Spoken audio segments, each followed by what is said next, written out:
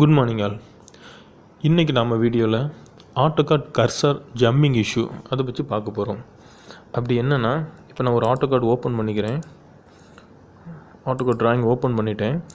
இதில் ஒரு சில ஆப்ஜெக்ட் இருக்குது. எக்ஸாம்பிளுக்கு சர்க்கிள் இருக்குது, ரெக்டாங்கிள், இந்த மாதிரி ஒரு சில ஆப்ஜெக்ட் இதில் நான் வரைஞ்சி வச்சுருக்கேன். இந்த ஆப்ஜெக்டில் கரெக்டாக அந்த ரெக்டாங்குலரோட இந்த கார்னர்லேருந்து ஒரு லைன் எனக்கு வரையணும். ஸோ நான் அதை வரைகிறேன். பாலிலைன் பிஎல் டைப் பண்ணிவிட்டு கரெக்டாக இந்த இதை செலக்ட் பண்ண ட்ரை பண்ணுறேன், இந்த ரெக்டாங்குலரோட இந்த கார்னரை. பட் என்னால் செலக்ட் பண்ண முடியல. கர்சர் ஜம்ப் ஆகிட்டே இருக்குது. சேம் இப்போது இந்த இதில் ஒரு சர்க்கிள் இருக்குது. இந்த சர்க்கிளோட சென்டர் பாயிண்ட் செலக்ட் பண்ண ட்ரை பண்ணுறேன், அதையும் என்னால் செலக்ட் பண்ண முடியலை. ஸோ இது எதனால் இந்த மாதிரி ஆகுது, எதனால் கர்சர் இந்த மாதிரி ஜம்ப் ஆகிட்டே இருக்குது, ஸோ இது எப்படி சரி பண்ணிக்கலாங்கிறத பற்றி இந்த வீடியோவில் பார்க்கலாம்.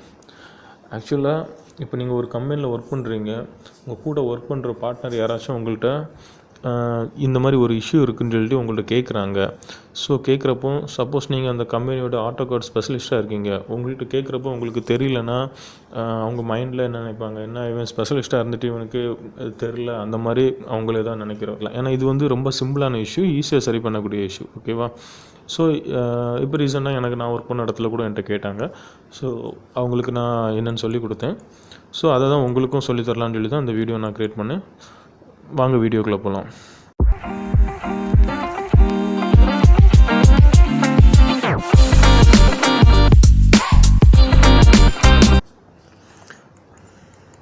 ஓகே, ஃபஸ்ட்டு இது என்ன பண்ணலான்னா, ஸோ இது எதனால் ஜம்ப் ஆகுது, இது எப்படி ஜம்ப் ஆகுதுன்னு பார்த்தீங்கன்னா, இப்போ இதில் நான் கிரிட் ஆஃப் பண்ணி வச்சுருக்கேன்.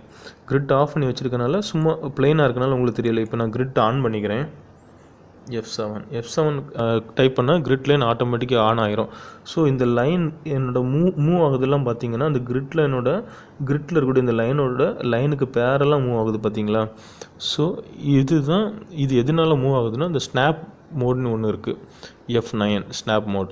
அதை நான் ஆன் பண்ணியிருக்கேன். அதை ஆன் பண்ணால் இந்த கர்சரை நம்ம வேறு எங்கேயும் மூவ் பண்ண முடியாது. கரெக்டாக அந்த கிரிட்டில் இருக்கக்கூடிய இந்த லைனுக்கு பேரலாக மட்டும்தான் மூவ் பண்ண முடியும்.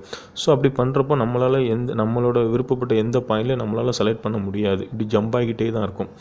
ஸோ இதை எப்படி பண்ணலான்னா, ஈஸி மெத்தடு, அந்த ஸ்னாப் மோடை ஆஃப் பண்ணலாம். ஆஃப் பண்ணதுக்கு சிம்பிளான மெத்தடு ரெண்டனா இருக்குது. ஒன்று F9 கிளிக் பண்ணிக்கிட்டிங்கன்னா ஸ்னாப் ஆஃப் ஆயிரும். கீழே பார்த்தீங்கன்னா ஸ்னாப் ஆஃப் வருதா, ஸ்னாப் ஆஃப் ஆயிரும். இப்போ உங்களுக்கு பாலிலைன், இப்போ பிஎல் அடிச்சுட்டு என்ட்ரு கொடுத்துட்டிங்கன்னா பாலிலைன் ஆன் ஆகிட்டு. இப்போ உங்களுக்கு இந்த கார்னர் செலக்ட் பண்ணணுமா, இந்த செலக்ட் பண்ணி ஈஸியாக வரைஞ்சிக்கலாம். சேம் இந்த சர்க்கிள்லேருந்து உங்களுக்கு சென்டர் பாயிண்ட் செலக்ட் பண்ணணுமா, ஈஸியாக செலக்ட் பண்ணிக்கலாம். இந்த மாதிரி செலக்ட் பண்ணி நீங்கள் எதுனாலும் வரைஞ்சிக்கலாம்.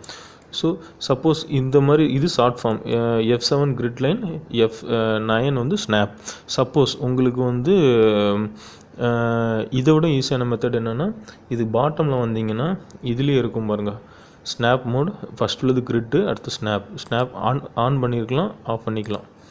இது ஆனில் இருந்துச்சுன்னா நம்மளால் இந்த பாயிண்ட் எதுவும் செலக்ட் பண்ண முடியாது, ஜம்ப் ஆகிட்டே இருக்கும்.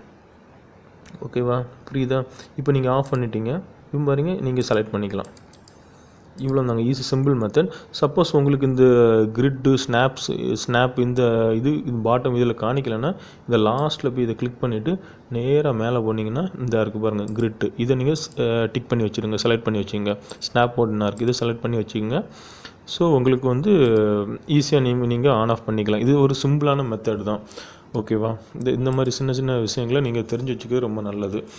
தேங்க்ஸ் ஃபார் வாட்சிங். இந்த வீடியோ உங்களுக்கு பிடிச்சிருந்தா லைக் பண்ணுங்கள், ஷேர் பண்ணுங்கள், கமெண்ட் பண்ணுங்கள், சப்ஸ்கிரைப் பண்ணுங்கள். பை.